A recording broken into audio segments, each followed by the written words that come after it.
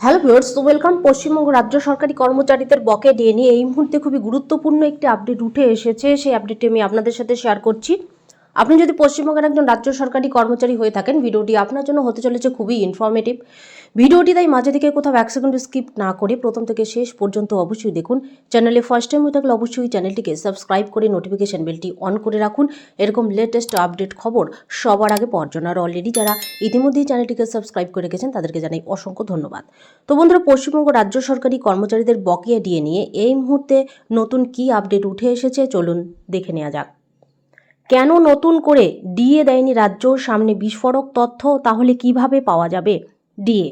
পশ্চিমবঙ্গের রাজ্য সরকারি কর্মচারীরা এখন 18% হারে মহার্ঘ ভাতা পাচ্ছেন।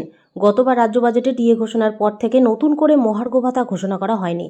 আর এদিকে কেন্দ্রীয় সরকারি কর্মচারীদের ডিএ ঘোষণা তো হয়েছে, তারা অষ্টম বেতন কমিশনে প্রবেশ করার অপেক্ষায় আছেন। দীর্ঘদিন ধরে রাজ্য সরকারি কর্মচারীদের জন্য নতুন করে মহার্ঘ ভাতার ঘোষণা করা হয়নি। সেই আবহে নতুন করে রাস্তায় নামতে চলেছেন পশ্চিমবঙ্গের রাজ্য সরকারি কর্মচারীরা। আগামী মঙ্গলবার 27 জানুয়ারি কেন্দ্রীয় হারে ডিএ, বকেয়া মহার্ঘ ভাতা প্রদান সহ একগুচ্ছ দাবিতে শহীদ মিনার ময়দানের সমাবেশে ডাক দেওয়া হয়েছে। কিন্তু কেন দীর্ঘ কয়েক মাস ধরে রাজ্য সরকার নতুন করে ডিএর ঘোষণা করেনি, তার কারণ ব্যাখ্যা করলেন রাজ্য সরকারি কর্মচারীদের সংগঠন সংগ্রামী যৌথ মঞ্চের আহ্বায়ক ভাস্কর ঘোষ। তিনি বলেন, আমরা যখন দীর্ঘ 3 বছর ধরে লড়াই করছিলাম, তার আগে 2019 সাল থেকে ডিএ প্রায় শূন্য ছিল। আমাদের আন্দোলনের পরে যখন একের পর এক ডিএ ঘোষণা করা হচ্ছিল, তখন আমাদের কর্মচারীদেরই একাংশ বলতেন যে এখনও পর্যন্ত কোনো ডিএ দেয়নি, কারণ এই বছর আমরা এখনও পর্যন্ত সেভাবে কোনো আন্দোলন করিনি। এখন নামছি, হয়তো ভবিষ্যতে দেবে।